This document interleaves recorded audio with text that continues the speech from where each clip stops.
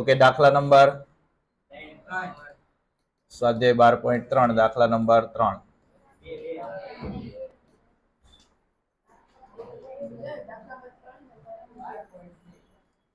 દાખલા નંબર 3. ચાલો રકમ બોલો.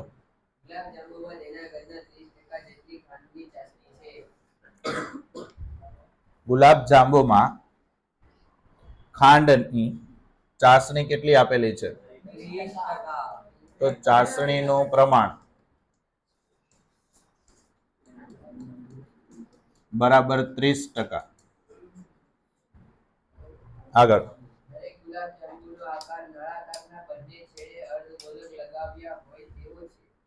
ચાલો, ગુલાબ જાંબુનો આકાર નળાકારના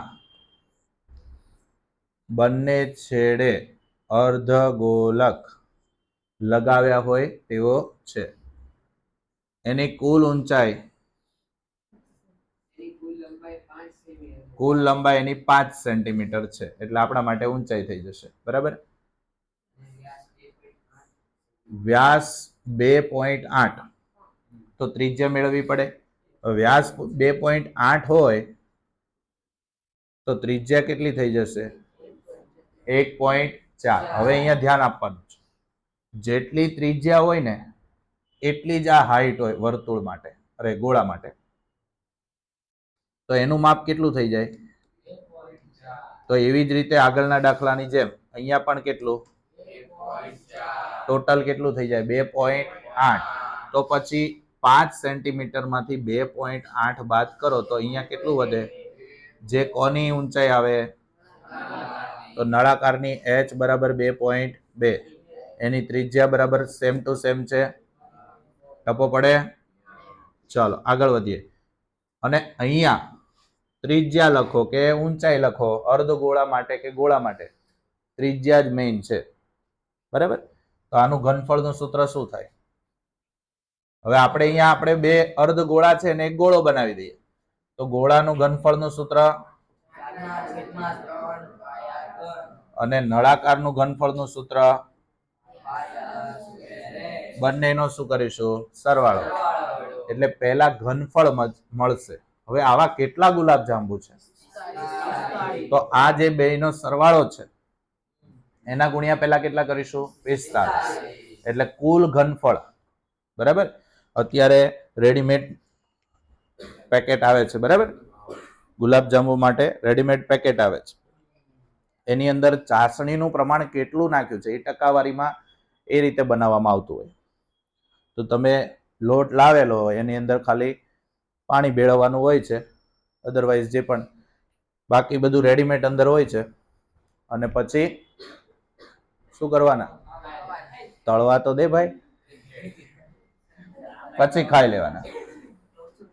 ઓકે, ચાલો પહેલા કેટલું શું મેળવવાનું ખબર પડી? બે વસ્તુ છે. કઈ કઈ? નળાકાર અને ગોલક. અર્ધગોલકને આપણે ગોલક તરીકે લઈ લઈએ. તો ચલો, નળાકાર માટે ત્રિજ્યા કેટલી? 1.4. કેવી રીતે?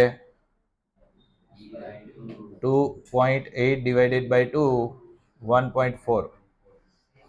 હવે જુઓ, અહીંયા પહેલા ખાસ ધ્યાન એ રાખવું કે ઊંચાઈ બંનેની અલગ અલગ હશે, પરંતુ આપણે વર્તુળમાં ગોળા માટે ઊંચાઈની જરૂર છે નહીં. ગોળા માટે તો ખાલી કોણ જોઈશે? અને કેટલી છે? 1.4 છે. ઊંચાઈ કેટલી ગણીશું? નળાકાર માટે માત્ર ઊંચાઈ કેટલી થશે? કેવી રીતે? 5 માઇનસ 1.4, 1.4 એટલે ચાલો ત્યાર પછી 45.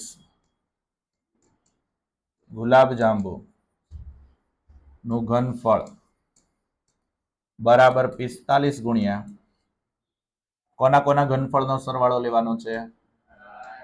નળાકારનું ઘનફળ, નળાકાર ભાગનું ઘનફળ પ્લસ બે અર્ધગોળા વડે બનેલા ગોલકનું ઘનફળ. બંનેના સૂત્રો લખ્યા છે ડાબી બાજુ. ચાલો કિંમતો લખાવો. 45 સૂત્ર લખીએ પેલા પાઈ આર સ્ક્વેર એચ પ્લસ 4/3 પાઈ આર નો ઘન. સામાન્ય શું નીકળશે? પાઈ આર સ્ક્વેર. શું સામાન્ય નીકળશે? શું સામાન્ય નીકળશે? વધે શું અહીંયા? એચ પ્લસ માત્ર આર. રેડી? બે આર સ્ક્વેર સામાન્ય નીકળી ગયા. 45 22/7. આર કેટલા છે? 14 10 લખીએ. 14/10. એચ કેટલા છે મિત્રો? હજી એકવાર આવશે. 14/10. આગળ એચ કેટલા છે બચ્ચાઓ? એચ કોના માટે? આ ભૂલ ન થાય. 5 સેન્ટીમીટર ભૂલથી ન લખી નાખતા. 2.2 પ્લસ 4/3. આર કેટલા? 1.4. રેડી? સાદુરૂપ આપીએ. 7 2 5 2 9 5 બસ ઉડી ગયો. હવે રેવા દો એમને. રેવા દો 10 છે એમને. આપણે પોઈન્ટમાં જરૂર પડશે. ચાલો તો વધ્યું શું લખાવો? 9 × 22 × 14/10. અને આ બાજુ જુઓ તો 22 × 3/10 પ્લસ લસા લીધો.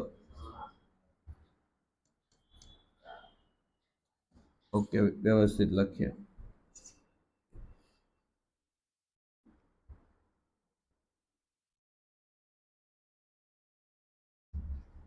બાવીસ તારીખ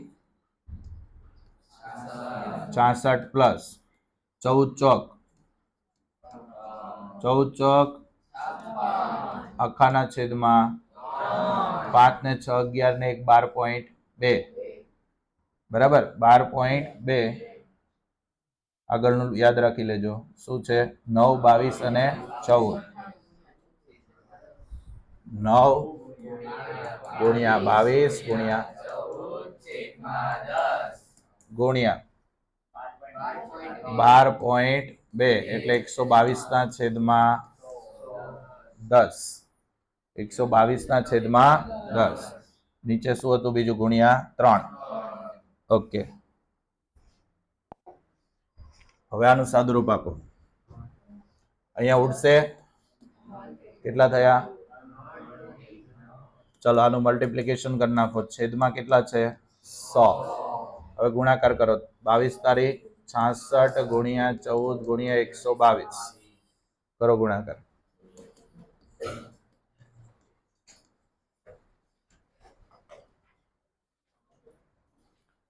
66 × 14 × 122 સેન્ટીમીટર ઘનને આપણે શેમાં ફેરવવું પડશે મિત્રો? લીટરમાં. તો લીટરમાં ન ફેરવાય, પણ પહેલા મિલીલીટરમાં આવે. શું આવે? આ બંનેના માપ સમાન કહેવાય. તો 1127.28 ml. ml હોય. હવે એને લીટરમાં ફેરવો તો ml ને લીટરમાં ફેરવો તો કેટલા વડે ભાગાકાર કરવાનો? 1000 વડે. કેટલા વડે? તો 1127.28/1000. તો કેટલો આવે આન્સર એમાં? 1.127. પછીના 3 યુનિટ જ લખો તો ચાલે. બરાબર? આટલા શું આવ્યું? લીટર. હવે આટલા લીટર છે એટલે કે 1.127 લીટર જે પદાર્થ છે એની અંદર ચાસણીનું પ્રમાણ કેટલું? કેટલા ટકા ચાસણી કીધું છે? 30%. તો 1127.28 ના છેદમાં 1000 લઈશું. ના કેટલા ટકા? 30%. 30% ચાસણી હોય એટલે મલ્ટીપ્લાય વિથ 30 કરવાનું. છેદમાં શું કરવાના? 100. છેદમાં શું કરવાના? 100. ગણાવો હાલો.